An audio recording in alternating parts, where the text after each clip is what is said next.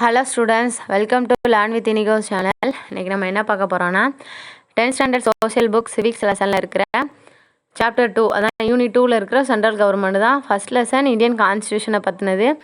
So central கவர்மெண்ட்டில் நம்ம என்ன பார்க்க போகிறோன்னா, இந்தியா எப்படி ஆட்சி பண்ணப்படுது, சென்டரில் இருக்கிற கவர்மெண்ட். ஸோ இந்தியாவில் மொத்தம் 28 ஸ்டேட்ஸ் இருக்குது இப்போது. ஸோ 29 மாறிச்சு. ஏன்னா இது நம்ம ஆந்திராவை தெலுங்கானாவை பிரிப்பாங்க. அப்புறம் ஜம்மு காஷ்மீரை ரெண்டாக பிரிஞ்சு யூனியன் டெரிட்டரியாக மாற்றிட்டாங்க.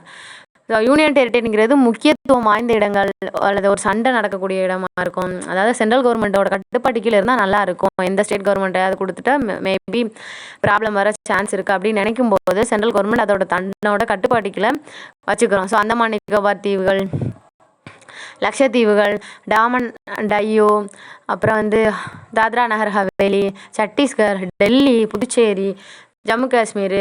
ஏன்னா பாகிஸ்தான் சைனாவோட ஆக்கிரமிப்பு இருக்க வாய்ப்பு இருக்குல்ல, அதுக்காக சென்ட்ரல் கவர்மெண்ட் தன்னோட கட்டுப்பாடு கீழே வச்சுருக்காங்க.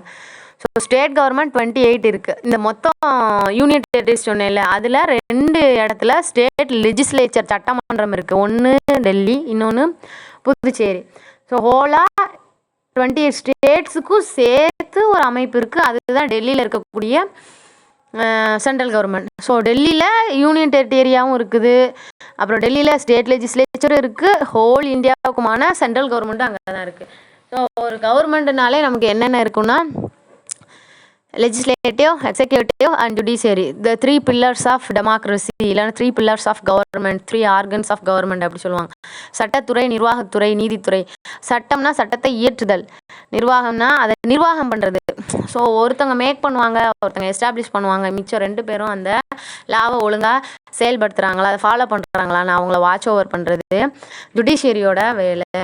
ஸோ நம்ம இங்கே பார்க்கலாம் என்னென்ன கொடுத்துருக்காங்கன்னு. The central government is the supreme government in our country. The headquarters of the central government is at New Delhi. New Delhi தான் இருக்குது, புது Delhi. Article 52 to 78 in part 5 of the Indian Constitution deals with the union executive. Union, so central கவர்மெண்ட்ங்கிற வார்த்தை Indian கான்ஸ்டியூஷனில் இல்லை. Union, ஒன்றிய அரசாங்கம், எல்லாத்தையும் ஒன்றிணைக்கக்கூடிய அரசாங்கம் அப்படி தான் இருக்குது. மத்திய அரசாங்கம் அப்படிங்கிற வார்த்தையே கிடையாது. நம்ம தான் மத்திய அரசாங்கம் அப்படின்னு சொல்லிக்கிறோம். ஸோ எத்தனாவது பகுதியில், இந்திய அரசியலமைப்பில் 5வது பகுதியில் இருக்குன்னு கொடுத்துருக்காங்க. முதல் பகுதி இந்திய அமைப்போட ஆட்சியும் எல்லைகளை பற்றினது. 2வது பகுதி சிட்டிசன்ஷிப், குடியுரிமை பற்றினது. 3வது பகுதி அடிப்படை உரிமைகள், ஃபண்டமெண்டல் ரைட்ஸ் பற்றினது. 4வது பகுதி அரசு நெறியுறுத்தும் கோட்பாடுகள் அல்லது ஃபண்டமெண்டல் இல்லை directive principles of state policy அப்படி சொல்லுவாங்க. 4ஏங்கிறது ஃபண்டமெண்டல் டியூட்டிஸ் பற்றினது. இப்போ 5ல் தான் மத்திய அரசாங்கத்தை பற்றி கொடுத்துருக்காங்க, 6ல் மாநில அரசாங்கம் பற்றி கொடுத்துருப்பாங்க. அடுத்து நம்ம பார்க்கலாம். ஸோ இந்த சைடு வாங்க. The makers of the Indian Constitution, by giving due recognition to the vastness and plural characters of our nation, have provided a federal arrangement. ஃபெடரல்னா கூட்டாட்சி, 2 பேரும் சேர்ந்து நம்ம கவர்மெண்ட் ஃபார்ம் பண்ணணும், நம்ம கவர்மெண்ட் நடத்தணும். ஃபார் ஹர் கவர்னன்ஸ்னால் ஆட்சியாக நடத்துறது, ரூலிங்ஸ், அதுக்காக உருவாக்கப்பட்டது. Central government consist of 3 organs, namely union executive, legislature and judiciary. The union executive consists of the president of India and vice president and the council of ministers headed by the prime minister and the attorney general of India. The legislature is known as parliament. So எவ்வளோ பேர் இருக்கிறாங்கன்னு கொடுத்துருக்காங்க. குடியரசுத் தலைவர், துணை குடியரசுத் தலைவர், அப்புறம் அமைச்சரவை, அதுக்கு தலைமை தாங்கக்கூடிய ஒரு பிரதமர், அட்டார்னி ஜெனரல் அப்படின்னா இந்திய தலைமை நீதிபதி, ஸோ உச்ச நீதிமன்றம் எல்லாம் சேர்ந்தது தான் சென்ட்ரல் கவர்மெண்ட். ஸோ இந்த மேப்பில் பார்த்தாலே உங்களுக்கு தெரியும் சென்ட்ரல் கவர்மெண்ட்டில் எக்ஸிக்யூட்டிவ். ஸோ எக்ஸிக்யூட்டிவ்ங்கிறது பிரசிடென்ட் ஆஃப் இந்தியா, எக்ஸிக்யூட் பண்ணுறவங்க, லாவை எக்ஸிக்யூட் பண்ணுறவங்க மக்களுக்கு. குடியரசுத் தலைவர், வைஸ் பிரசிடென்ட், துணை குடியரசுத் தலைவர், prime minister, council of ministers.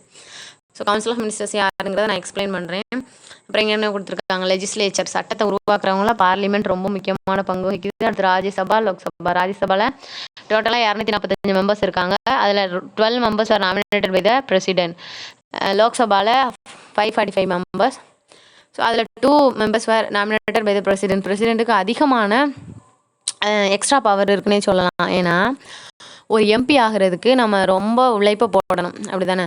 ஒவ்வொரு ஆள்டையும் போய் நம்ம ஓட்டு கேட்டு நமக்குன்னு ஒரு ஃபெமிலியாரிட்டி அல்லது பாப்புலாரிட்டி வேணும். யாரோட என்ன சொல்கிறது, யாரோட சப்போர்ட் இல்லாமல் நான் அவ்வளோ பெரிய இடத்துக்கு வர முடியாது. ஆனால் அந்த எம்பி பதவி நமக்கு ஃப்ரீயாக இனாமாவே கிடைக்குது அப்படின்னா பிரசிடெண்டால் நாமினேட் பண்ணப்பட்ட ஒரு ஆளாக இருக்கணும். ஸோ அடுத்து வந்து judiciary, supreme court of India, chief justice of India, other judges 27 கொடுத்துருக்காங்க. ஸோ நமக்கு பார்க்கலாம் Indian parliament.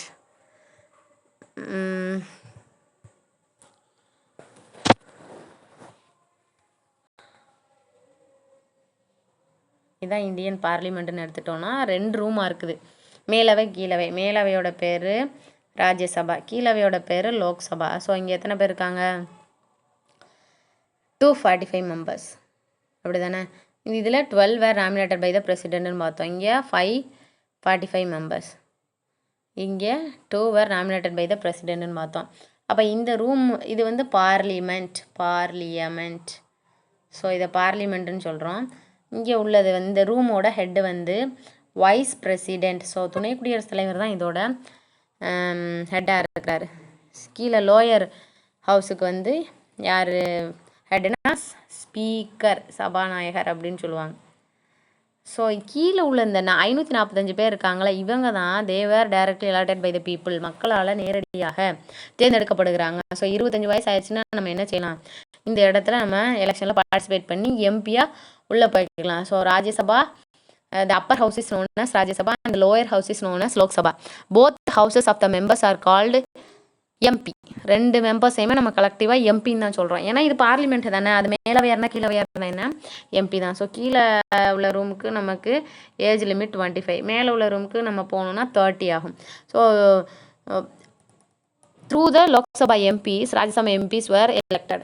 So people participated indirectly in the Rajya Sabha election.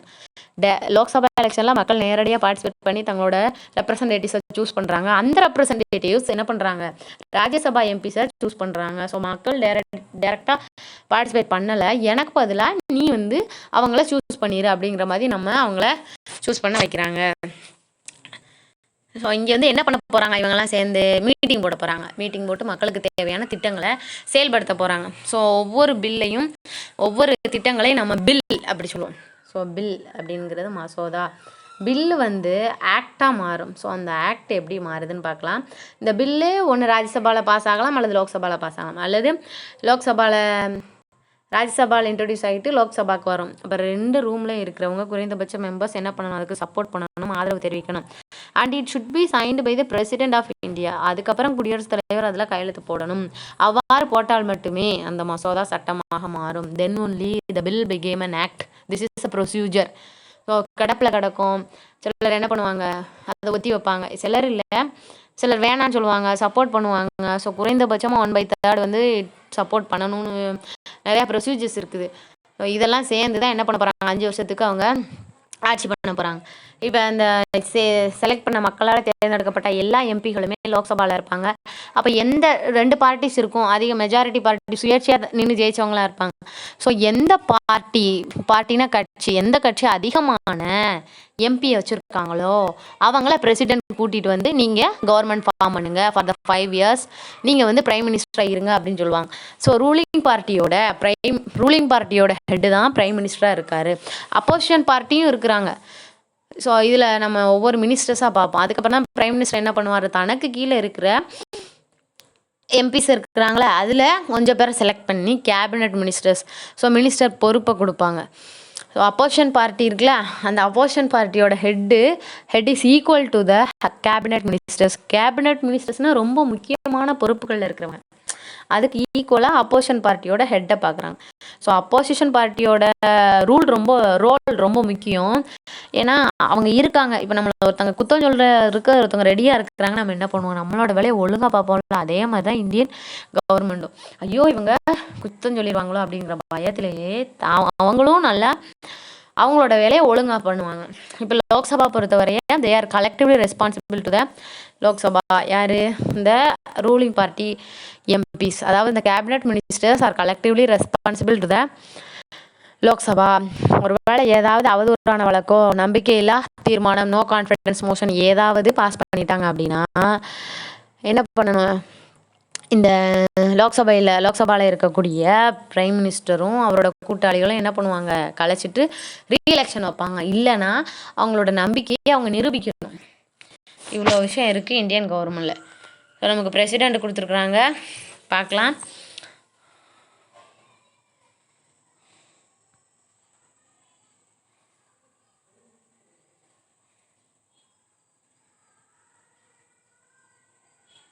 The president is a nominal executive. எக்ஸிக்யூட்டிவ்னா லீடர் மாதிரி தான். So nominal எக்ஸிக்யூட்டிவ்னா original real கிடையாது. ஏன்னா all the Mani's வேர் யார் கீழே இருக்கும் அப்படின்னா நம்மளோட பிரைம் மினிஸ்டர் கீழே தான் இருக்கும். So he is directly elected by the people, மக்களால் தேர்ந்தெடுக்கப்பட்டவர். ஸோ அவர்கிட்ட தான் எல்லா காசு சம்மந்தமான இதுவும் இருக்குது. ஆனால் யார்கிட்ட இவர் சைன் வாங்கணும்? இந்த பிரசிடெண்ட்னா சைன் வாங்கணும். He is designated the first citizen of India. ரொம்ப முக்கியம், குடியரசுத் தலைவர் தான் இந்தியாவோட முதல் குடிமகன். He is the supreme commander of the armed forces. தரைப்படை, விமானப்படை, கப்பற்படை எல்லா படைகளுக்கும் இவர் தான் தலைவர். The president is also constitutional head of the union executive. ரொம்ப முக்கியம், அரசியலமைப்பு ரீதியான தலைவர் இவர் தான். But who is the real hero அப்படின்னு கேட்டாங்கன்னா பிரைம் மினிஸ்டர் தான் சொல்லுவோம். ஏன்னா பிரைம் மினிஸ்டர் தான் என்ன பண்ணுவார், இந்தியாவின் சார்பாக வெளிநாடுகளுக்கு பயணம் மேற்கொள்கிறது, டூர் போகிறது, ஒவ்வொரு சமிட்டுகளையும் வந்து கன்க்ளூட் பண்ணுறது, சமிட்லையும் அட்டன் பண்ணுறது நம்ம யாரோட வேலை? பிரைம் மினிஸ்டர் தான் போவார். According to Article 53 of the Constitution, the executive power of the Union shall be vested in the President, which shall be exercised by him directly or through officers subordinate to him in accordance with the Constitution. So article 53 தான் என்ன பண்ணுது, பிரசிடெண்ட்டுக்கு தேவையான எல்லா அதிகாரங்களையும் வழங்குதுன்னு கொடுத்துருக்காங்க. So ஒரு president ஆகிறதுக்கு என்ன தேவை? நம்ம தமிழ்நாட்டிலேருந்து கூட ஒரு பிரசிடெண்ட் இந்தியாவுக்கு இருந்தார் 2002 2007 வரைய. 11th பிரசிடெண்ட் ஆஃப் இந்தியா அவர் தான். நம்ம ராமேஸ்வரத்தை சேர்ந்த doctor missile man of India doctor APJ Abdul Kalam. So அவர் ஆகிறதுக்கு என்ன தேவைன்னு பாருங்கள். He should be a citizen of India. He must have completed an age of 35 35 வயசாக இருக்கணும், சிட்டிசன் ஆஃப் இந்தியாவாக இருக்கணும். He must not hold any office of profit under the union state. எந்த ஒரு ஸ்டேட் கவர்மெண்ட்லையோ, யூனியன் கவர்மெண்ட்லையோ, சென்ட்ரல் கவர்மெண்ட்லையோ எந்த ஒரு கவர்மெண்ட் வேலையிலையும் இருக்கக்கூடாது. He should have the other qualification required to become member of Lok Sabha. So லோக்சபாவில் மெம்பர் ஆகிறதுக்கு என்ன தேவையோ அந்த எல்லா தகுதியும் அவருக்கு இருக்கணும். His or her name should be proposed by the least 10 electors and seconded by the another 10 electors of the electoral college which elected the president. So அவரோட எலெக்ஷன் அப்போ 10 பேர் அவரோட பேரை முன்மொழியணும். அதாவது இவர் நல்லவர் தான், இவர் he's eligible for the president அப்படிங்கிற அளவுக்கு ஒரு நல்ல மதிப்பை பெற்றவராக இருக்கணும். The president cannot be a member of a parliament. cannot be ரொம்ப முக்கியம். Member of parliament of or state legislature. நான் சொன்னேன்ல, யூனியன் டெரிட்டரி 2, அப்புறம் வந்து ஸ்டேட் 28, அந்த 30 இடங்கள்லையும் இருக்கக்கூடிய எந்த ஒரு ஸ்டேட் லெஜிஸ்லேச்சர்லையும் அவர் எம்எல்ஏவாக இருக்கக்கூடாது, அல்லது ராஜ்யசபா அல்லது லோக்சபாலையோ எம்பி போஸ்டிங்கும் அவருக்கு இருக்கக்கூடாது. இப்போ என்ன கொடுத்துருக்காங்க, அப்படி ஒரு வேளை இருந்தால் his seat will be deemed to have been vacated on the date of he or she assumed office of president. எப்போ பிரசிடெண்ட்டாக அவர் பதவி பிரமாணம் செய்யப்படுகிறாரோ அப்பொழுது அவரோட எம்பி பதவி அல்லது எம்எல்ஏ பதவி தானாகவே காலியாகிவிடும் கொடுத்துருக்காங்க. It is well known fact that the President of India resides at Rashtrapati Pawan in New Delhi. அது எல்லாருக்கும் தெரிஞ்சதான், நியூ டெல்லியில் ராஷ்டிரபதி பவன் அவரோட வீடு, அவர் அங்கே தங்குற இடம்.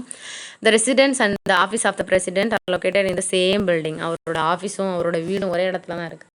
However, he has 2 other office come residence with he conducts at least வருஷத்துக்கு ஒரு தடவையாவது போகணும். ஒன்று நார்த் இந்தியாவில் இருக்கணும், ஒன்று சவுத் இந்தியாவில் இருக்காதான். The retreat building at Shimla and the ராஷ்டிரபதி நிலையம் at ஹைதராபாத். எதுக்கு ஒன்று நார்த்லேயும் ஒன்று கீழே சவுத்துலேயும் வச்சாங்கன்னா to show the unity of the India, அதான் கொடுத்துருக்காங்க. North, these locations, one in north and other one is in south, symbolize the unity of the country and unity of the diverse culture of the people. மக்களோட diversity, பன்முகத்தன்மையை refer பண்ணுற மாதிரி இருக்குது. So election of a president. The president is elected by the electoral college in accordance with the system of proportional representation by means of single transferable vote. The electoral college consists of the elected members of both houses of parliament, both houses of Rajya Sabha and Lok Sabha. The elected members of the states, the elected members of the national capital territory, that is Delhi and Puducherry. Once elected as their president, has to be taken oath of office before the Chief Justice of India. The president is elected for the term of 5 years, can be re-elected. ரொம்ப முக்கியம், இந்த பேராகிராஃபில் lot of information they have given. So இங்கே என்ன கொடுத்துருக்காங்க, president வந்து electoral college தேர்தல் குழாம் அப்படிங்கிற ஒரு டீமில் இருந்தால் எடுக்கிறாங்க. சிங்கிள் டிரான்ஸ்ஃபரபிள் ஓட்டு, விகிதாச்சார பிரதிநிதித்துவ முறை, ஒற்றை மாற்று வாக்குமுறை, ப்ரொபோஷனல் ரெப்ரசன்டேஷன் அப்படின்னு சொல்லுவாங்க. அதாவது இப்போ 4 பேர் பிரசிடென்ட்டுக்கு நிற்கிறாங்கன்னா 50 பேர் ஓட்டு போட போனாங்க, இல்லை 500 பேர் ஓட்டு பண்ண போகிறாங்கன்னு வச்சுக்கலாம். ஸோ 4 பேர்லையும் நம்ம ப்ரிஃபரன்ஸ் கொடுக்கணும். ஃபஸ்ட் யார், செகண்ட் யார், தேர்ட் யாருன்னு. ஸோ ஃபஸ்ட்டு ப்ரிஃபரன்ஸில் யாருக்கு அதிகமான ப்ரிஃபரன்ஸ் வந்திருக்கோ அவங்க தான் பிரசிடெண்ட்டாக சூஸ் பண்ணுவாங்க. சில இதில் அவர் செகண்ட் ஆளாக வந்திருக்கலாம், சில இது தேர்ட் ஆளாக வந்திருக்கலாம். இப்போ ஒரு வேளை ஃபஸ்ட் ஆளாக நிறைய இதில் வராமல் செகண்ட் ஆளாக மெஜாரிட்டியாக வந்திருக்காருன்னா அவரை கூட சூஸ் பண்ணலாம். ஃபஸ்ட் ஆளாக கொஞ்சம் பேர் தான், அதாவது ஃபஸ்ட்டு ப்ரிஃபரன்ஸாக கொஞ்சம் பேர் தான் கொடுத்துருக்குறாங்க ஒருத்தரை, செகண்ட் ப்ரிஃபரன்ஸாகவும் இன்னும் கொஞ்சம் பேர் ஃபஸ்ட் ப்ரிஃபரன்ஸாகவும் நிறைய பேர் இன்னொருத்தரை கொடுத்துருக்காங்கன்னா அவங்கள தான் போடுவாங்க. ஸோ இப்போ ஒரு வேளை அவருக்கு ஏதாவது ஆயிடுச்சு அப்படின்னா நம்ம செகண்டாக இன்னொரு ஆளை சூஸ் பண்ணுறதுக்கு இந்த மெத்தட் நல்லாயிருக்கும் அப்படின்னு கொடுத்துருக்காங்க. ஸோ இங்கே யார் யார் பார்ட்டிசிபேட் பண்ண வருவா, ராஜ்யசபா, லோக்சபா, டெல்லியில் இருக்குன்னு பார்த்தோமா, சென்ட்ரல் கவர்மெண்ட், இந்த 2 சபையிலும் இருக்கக்கூடிய எலெக்டட் மெம்பர்ஸ். ஸோ நமக்கு ராஜ்யசபாவுக்கு 12 வேர் நாமினேட்டட் பை த பிரசிடென்ட்னு பார்த்தோம், லோக்சபாவுக்கு 2 வேர் நாமினேட்டட் பை த பிரசிடென்ட் பார்த்தோம். அந்த 14 என்ன செய்ய மாட்டாங்க, இந்த எலெக்ஷனுக்கு பார்ட்டிசிபேட் பண்ண மாட்டாங்க. ஏன், இந்த பிரசிடெண்ட்டுக்கு ஃபேவராக ஓட் போட்டு திருப்பி அவரே ஜெயிக்க வைக்க சான்ஸ் இருக்குது. ஏன்னா ஒரு பிரசிடெண்ட் ஒரு தடவை அது ஜெயிச்சிட்டாருன்னா திரும்பி அவரை நம்ம என்ன பண்ணிக்கலாம், செலக்ட் பண்ணிக்கலாம்னு கொடுத்துருக்குறாங்க. ஸோ ஓத்துன்னு கொடுத்துருக்காங்க. ஓத்துனா உறுதிமொழி. ஸோ இந்த உறுதிமொழி யாருக்கு முன்னாடி எடுப்பாங்கன்னா சீஃப் ஜஸ்டிஸ் ஆஃப் இந்தியாவோட தலைமை நீதிபதிக்கு முன்னாடி இவர் என்ன பண்ணுவார், உறுதிமொழி எடுப்பார், பதவி பிரமாணம் பண்ணுவார். ஸோ இவர் எலெக்ஷனில் வரவங்க யார், ராஜ்யசபா லோக்சபாவில் இருக்கக்கூடிய எலெக்டட் மெம்பர்ஸ், எல்லா ஸ்டேட்டில் இருக்கக்கூடிய எலெக்டட் மெம்பர்ஸ், எல்லா யூனியன் டெரிட்டரியில் இருக்கக்கூடிய எலெக்டட் மெம்பர்ஸ். யூனியன் டெரிட்டரி இங்கே 2 தான் ரெஃபர் பண்ணுறாங்க, ஒன்று டெல்லி, இன்னொன்று புதுச்சேரி. இங்கே 2ல் மட்டும்தான் என்ன இருக்குது, ஸ்டேட் லெஜிஸ்லேச்சர் இருக்குது, மற்ற எங்கேயும் இல்லை. அடுத்து powers of the president, executive powers. So executive பவர்ஸ்னால் ஆர்டிகல் 77 சொல்லியிருக்காங்க. என்னென்னு பார்க்கலாம். He appoints the prime minister and other members of the council of ministers. So பிரதமரை நியமிக்கிறாரு, மற்ற அமைச்சரவையை நியமிக்கிறாரு. அப்புறம் he's responsible for making the wide variety of appointments. நிறைய பேர் அப்பாயின்மெண்ட் பண்ணுறாரு. யார் யாருன்னு பார்க்கலாம். எல்லா கவர்னர்ஸ், ஸோ ஒவ்வொரு மாநிலங்களில் இருக்கக்கூடிய governors, chief justice and other judges of the supreme court and high courts. ரொம்ப முக்கியம். உயர்நீதிமன்றம், உச்சநீதிமன்றம் டெல்லியில் இருக்க ஒரே ஒன்று தான் இருக்குது. அந்த உச்சநீதிமன்றத்தில் இருக்கக்கூடிய எல்லா நீதிபதிகளும், இந்திய தலைமை நீதிபதிகளும், உயர்நீதிமன்றம். ஸோ டோட்டலாக இந்தியாவில் 25 ஹை கோர்ட்ஸ் இருக்குது. 25 ஹை கோர்ட்ஸ். அந்த ஹை கோர்ட்டில் இருக்கக்கூடிய எல்லா ஜட்ஜஸையும் இவர் தான் என்ன பண்ணுறாரு, நியமனம் பண்ணுறாரு.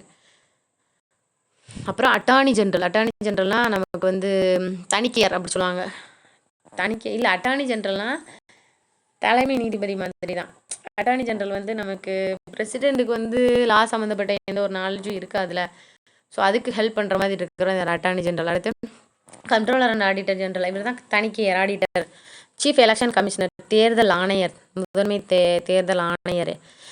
Other election commissioners and chairmans of members of union public service commission, ambassadors and high commissioners to the country. So உயர்ந்த அதிகாரிகளையும் இந்தியாவோட மத்திய அரசு தேர்வு பணியாளர் ஆணையம் அப்படி சொல்லுவாங்க. அதுதான் வந்து இந்த பெரிய பெரிய போஸ்டிங்கில் இருக்கக்கூடிய IAS IPS போன்ற போஸ்டிங் எக்ஸாம் வச்சு கண்டக்ட் பண்ணுறது. தமிழ்நாட்டில் TNPSC இருக்கிற மாதிரியே UPSCன்னு சொல்லுவோம். அதோட ஜென்ரல் அந்த அம்பாசிடர்ஸ்னால் தூதுவர்கள், ஒவ்வொரு நாட்டில் இருக்கக்கூடிய தூதுவர்களையும் இவர் தான் நியமனம் பண்ணுறாரு. லெஜிஸ்லேட்டிவ் பவர்ஸ் பார்க்கலாம். He inaugurates the session of the parliament by addressing it after the general election and also at the beginning of the first session each year. This address is essentially identical in nature to a speech from the throne. The president summons parliament at least twice in a year. So ஒவ்வொரு தடவையும் ஒவ்வொரு ஆண்டுலையும் நடக்கக்கூடிய மீட்டிங்லையும் இவர் தான் ஒவ்வொரு தேர்தல் முடிஞ்சதுக்கப்புறம் நடக்கக்கூடிய முதல் மீட்டிங்கில் தன்னோட உரையை கொடுக்குறாரு. அப்புறம் வந்து வருடத்துக்கு 2 முறையாவது பார்லிமெண்ட்டோட மீட்டிங்கை கூட்டணும். வருடத்துக்கு 3 மீட்டிங் நடக்கும். அது கீழே உங்களுக்கு பாக்ஸில் கொடுத்துருப்பாங்க, அடுத்து பார்க்கலாம். He may send message to either house of the parliament with respect to the bill pending in the house. All bills passed by the parliament became laws of acts only after getting assent of the president. So எல்லா மசோதாக்களும் ராஜ்யசபாலையும் லோக்சபாலையும் pass ஆகிட்டு பிரசிடெண்ட்டில் கையெழுத்து வாங்கினா மட்டும்தான் it became an act அப்படின்னு கொடுத்துருக்காங்க. Money bills cannot be introduced in the parliament without his approval. ரொம்ப முக்கியம். So பண சம்மந்தப்பட்ட எந்த ஒரு மசோதாகும், ஒரு திட்டமாக இருக்கலாம் அல்லது ஏதோ ஒன்று பணம் சம்மந்தப்பட்டு இருந்துச்சுன்னா அது லோக்சபாவில் மட்டும்தான் இன்ட்ரடியூஸ் ஆகும். ஏன்னா லோக்சபாவில் தான் மக்களால் நேரடியாக தேர்ந்தெடுக்கப்பட்ட பிரதிநிதிகள் இருக்காங்க. ராஜ்யசபா விட லோக்சபாவுக்கு கொஞ்சம் பவர் ஜாஸ்தின்னு வச்சுக்கலாம் இந்த விஷயத்தில். ஸோ இந்த மணி பில் சம்மந்தப்பட்ட விஷயங்களை இந்த whether the bill is a money bill or ordinary bill normal bill அப்படிங்கிறத சூஸ் பண்ணுறவர் யார் தான்? ஸ்பீக்கர் ஆஃப் லோக்சபான்னு சொல்லுவாங்க. ஸோ அந்த பில்லை அவர் மணி பில்லான்னு சொன்னதுக்கு அப்புறம் பிரசிடெண்ட் அதுக்கு அப்ரூவல் கொடுத்தா மட்டும்தான் என்ன நடக்கும், அது வந்து இன்ட்ரடியூஸே ஆகும். President terminates the session of both any of the houses of the parliament. He can give dissolve the Lok Sabha before the expiry of the term of his house. So எந்த ஒரு மீட்டிங் நடக்கும்போதும் அதை தள்ளி வைக்கவோ ஒத்து வைக்கவோ, ஏன்னா ஓவராக சத்தம் போட்டுகிட்டே இருந்தாங்கன்னா இந்தியாவோட எல்லா ஸ்டேட்லேருந்து வருவாங்க. Their culture is different, their language is different, their food is different, எல்லாமே டிஃப்ரெண்ட்டாக இருக்காங்க. Their appearance is different.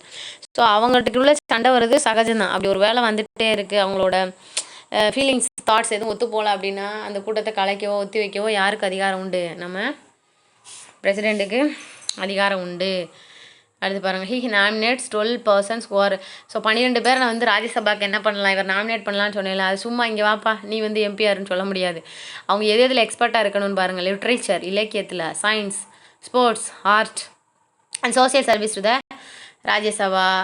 He can also nominate 2 persons belonging to Anglo-Indian community to the Lok Sabha if in his opinion that community is inadequately represented in the house. So லோக்சபாவுக்கு 2 பேர் நியமனம் பண்ணுறாருல, அது வந்து Anglo இண்டியனாக இருக்கணும். ராஜ்யசபாவுக்கு நியமனம் பண்ணக்கூடிய 12 பேர் ஸ்போர்ட்ஸில், சயின்ஸில், லிட்ரேச்சரில், ஆர்ட்ஸில் எதுலையாவது வெல்வர்ஸ்டாக இருக்கணும். So Sachin Tendulkar was a nominated MP of Rajya Sabha. அதெல்லாம் தெரிஞ்சிருக்கணும், ஏன்னா அவர் ஸ்போர்ட்ஸில் இருக்கிறதுனால. அடுத்து பாருங்கள், financial power. Annual budget of the central government is presented before the Lok Sabha by the Union Finance Minister only with the permission of the President. He causes to be laid before the Parliament the annual financial statement. So union budget, ஒவ்வொரு union budget பட்ஜெட்னு என்னது, வரவு செலவு திட்டம், ஒவ்வொரு ஆண்டும் நிதி அமைச்சர் தான் என்ன பண்ணுவார், அதை போய் அனௌன்ஸ் பண்ணுவார். அதுக்கு முன்னாடி பிரசிடெண்ட்டை அவர் என்ன வாங்கியிருக்கணும், பெர்மிஷன் வாங்கியிருக்கணும். No demand for a grant can be made except on his recommendation. He can make advances out of the contingency fund of India to meet any unexpected expenditure. He can constitutes a finance commission after every 5 years. So ஒவ்வொரு ஆண்டும் நிதி அமைச்சகத்தை என்ன பண்ணுறாரு, நிதி குழு ஒவ்வொரு ஆண்டும் 5 வருஷத்துக்கு ஒரு தடவை நிதி குழுவை இவர் தான் அமைக்கிறாரு. அதுக்கப்புறம் கண்டிஜென்சி ஃபண்ட் அப்படின்னா எமர்ஜென்சி ஃபண்ட்.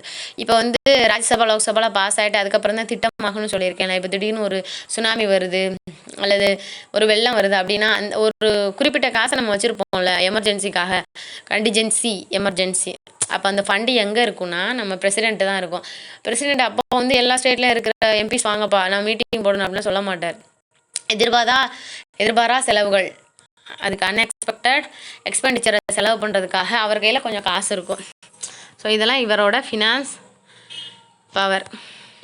அடுத்தது judicial powers. Article 72 confers on the president power to grant pardons, reprieves, respite and remissions of punishment or to commute the sentence of any person convicted of an offense. So offence, எந்த ஒரு குற்றத்தின் சார்பாக தூக்கு தண்டனை, மரண தண்டனை, ஆயுள் தண்டனை வாங்கிய எந்த ஒரு கைதியையும் அவங்களோட தண்டனை காலத்தை குறைக்கவோ, நீட்டிக்கவோ, தள்ளி வைக்கவோ, ஒத்தி வைக்கவோ, வேணான்னு சொல்லவோ யாருக்கு உரிமை உண்டு? பிரசிடெண்ட்டுக்கு உண்டு.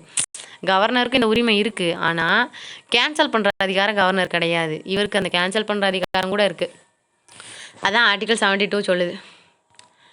Military powers. ஸோ டிஃபென்ஸ் ஃபோர்ஸோட ரொம்ப பாதுகாப்புத்துறையோட தலைமை இவர் தான் அப்படின்னு சொல்கிறாங்க. அதான் ஆர்டிகல் 53(2).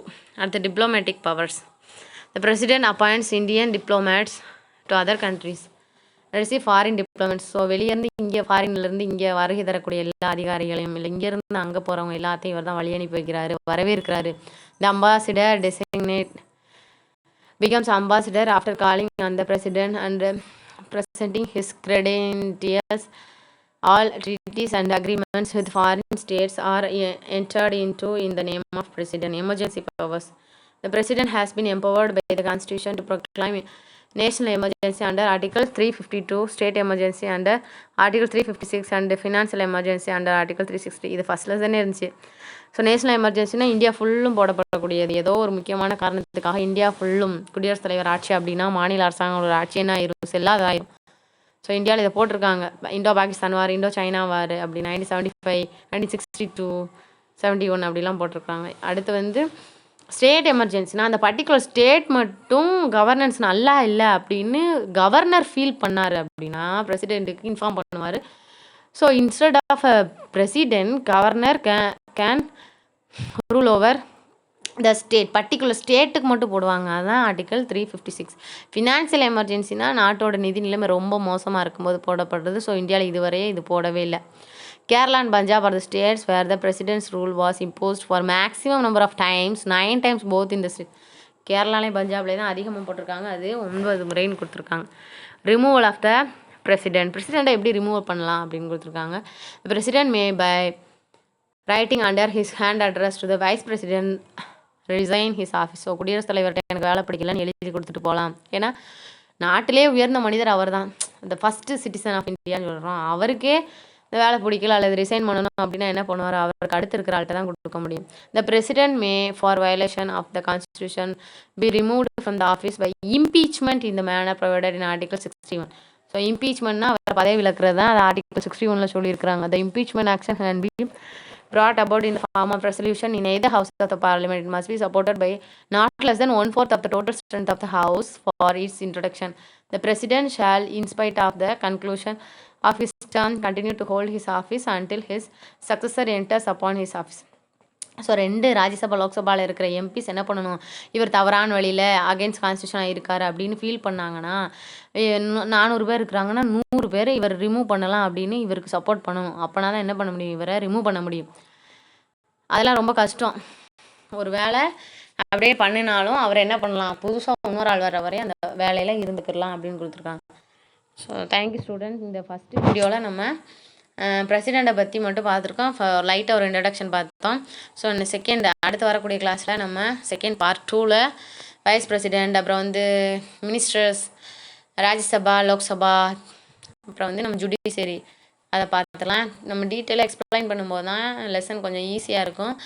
ஸோ நமக்கு பப்ளிக் எக்ஸாமை பொறுத்தவரை இதில் இருக்கிற எல்லா கொஸ்டினுமே ரீட் பண்ணும்போது நான் கொடுக்குற எக்ஸ்ப்ளனேஷனை வச்சே நீங்கள் என்ன பண்ணிடலாம், ஈஸியாக கொஸ்டினை படிச்சிடலாம். ஸோ கவர்மெண்ட் எக்ஸாமுக்குமே இந்த லெசன் ரொம்ப யூஸ்ஃபுல்லாக இருக்கும். Thank you students. இந்த வீடியோ பிடிச்சிருந்துச்சுன்னா லைக் பண்ணுங்கள், ஷேர் பண்ணுங்கள். ஏதாவது டவுட் இருந்துச்சுன்னா கமெண்ட் பண்ணுங்கள்.